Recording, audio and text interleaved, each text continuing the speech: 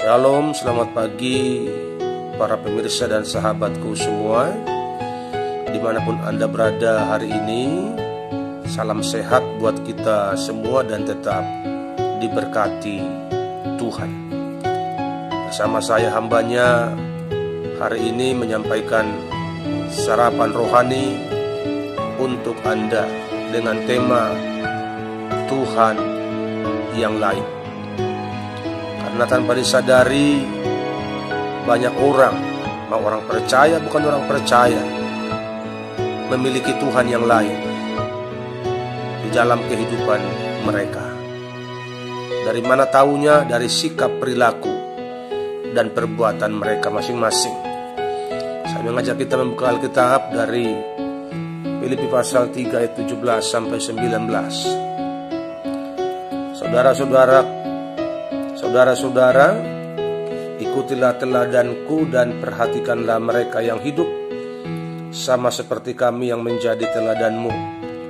Karena seperti yang telah kerap kali kukatakan kepadamu dan yang kunyatakan pula sekarang sambil menangis, banyak orang yang hidup sebagai seteru salib Kristus. Kesudahan mereka ialah kebinasaan, Tuhan mereka ialah perut mereka, kemuliaan mereka ialah aib mereka. Pikiran mereka semata-mata tertuju kepada perkara duniawi. Alkitab yang menuliskan, yang mencatat bahwa banyak orang telah menjadikan perut mereka sebagai Tuhan. Jadi bukan lagi Tuhan yang benar, Tuhan yang satu-satunya sembahan yang dipercaya, tapi ada Tuhan yang lain, yaitu perut mereka yang mereka jadikan sebagai Tuhan. Sehingga demi perut mereka sejengkal ini, mereka rela melakukan apa saja, bahkan hal-hal yang di luar kenormalan pun. Banyak orang rela melakukannya demi perutnya yang sejengkal ini. Makanya ciri-ciri orang yang bertuhankan perut, yang pertama, dia perilakunya menjadi seteru salib Kristus. Kehidupannya bertentangan dengan kebenaran. Makanya disebut seteru salib Kristus. Dia mengisi perutnya bukan dari hal-hal yang baik, bukan dari hal-hal yang halal, bukan dari hal-hal yang benar dan jujur, tapi dia mengisi perutnya dengan hal-hal yang menyimpang, yang bertentangan dengan kebenaran. Makanya disebut seteru salib Kristus. Orang-orang macam begini, mereka akan mencuri demi mengisi perutnya. Dan yang paling celaka lagi, saudaraku, banyak orang sekarang mencuri di gereja.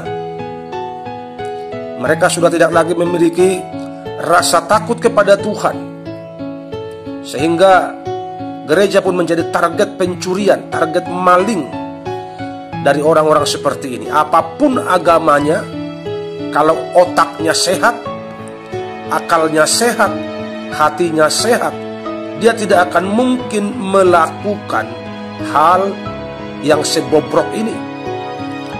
Kita punya gereja 2 kali dimaling orang. Kami sampai hampir 3 tahun tidak pakai keyboard, karena sound system keyboard LCD dimaling semua. 2 kali kemalingan. Sampai hampir 3 tahun kami tidak pakai keyboard, cuma pakai gitar doang, karena ulah pencuri yang kurang ajar ini. Di mana mereka mencuri? Di rumah Tuhan. Saudara bisa bayangkan, siapa yang berbuat itu? Orang yang perilakunya bertuhankan perut, sehingga hidupnya menjadi seteru salib Kristus. Kalau mau curi, bukankah tidak ada tempat yang lain untuk mencuri? Kenapa harus di gereja? Ini menandakan bahwa orang tidak punya hormat lagi sama sekali kepada Tuhan. Ada teman saya yang bersaksi, mereka tinggal di ruko Di lantai 2 mereka tidur. Di belakang rumahnya rupanya masih ada tanah kosong. Pencuri naik lewat jendela, pakai tangga. Laptop dimaling, padahal itu laptop dipakai untuk kebaktian. Ada lagi teman-teman yang lain yang bersaksi gereja mereka dimaling. Banyak gereja yang kemalingan hari-hari ini.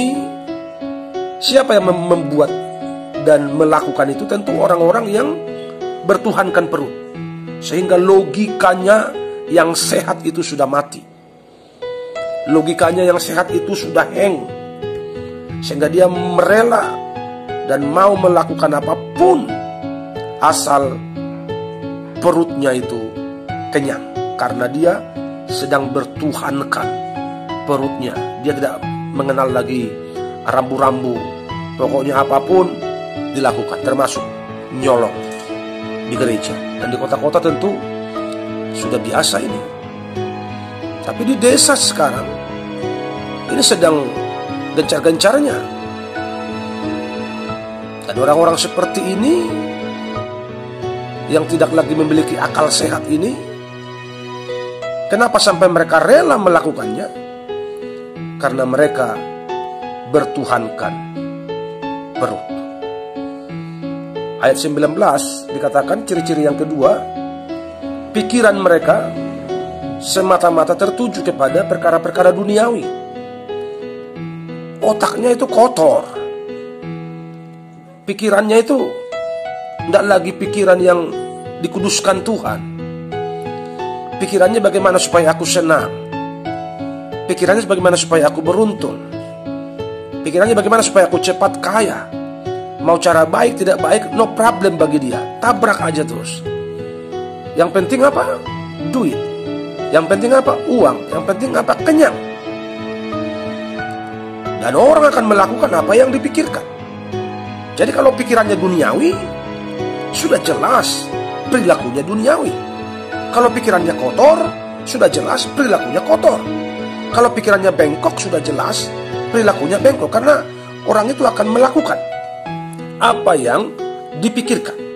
Jadi kalau kita berpikir baik, berpikir manis, berpikir yang indah, maka kita akan berperilaku indah.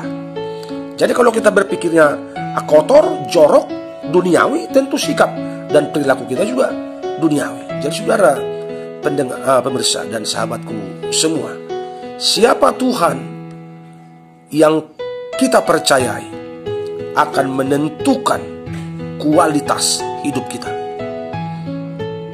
Siapa Tuhan yang kita percayai akan menentukan kualitas hidup kita. Kalau kita percaya kepada Tuhan yang ajaib, kepada Tuhan yang luar biasa, kepada Tuhan yang baginya tidak ada perkara yang mustahil, saya percaya kualitas hidup kita akan tinggi. Perilaku kita akan rohani, akan baik. Tapi kalau perilaku kita hanya sembarangan dan pengennya perang, pengennya berantem, pengennya ribut, pengennya recot, sementara kita ngaku beragama, itu perlu dicek. Karena mutu kita ditentukan oleh siapa yang kita sembah. Mutu kita ditentukan oleh siapa yang kita percayai, siapa yang kita puja. Dan orang yang bertuhankan perut, maka perilakunya akan buruk.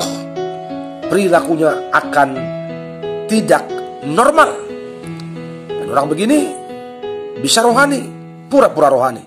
Orang begini bisa baik, pura-pura baik.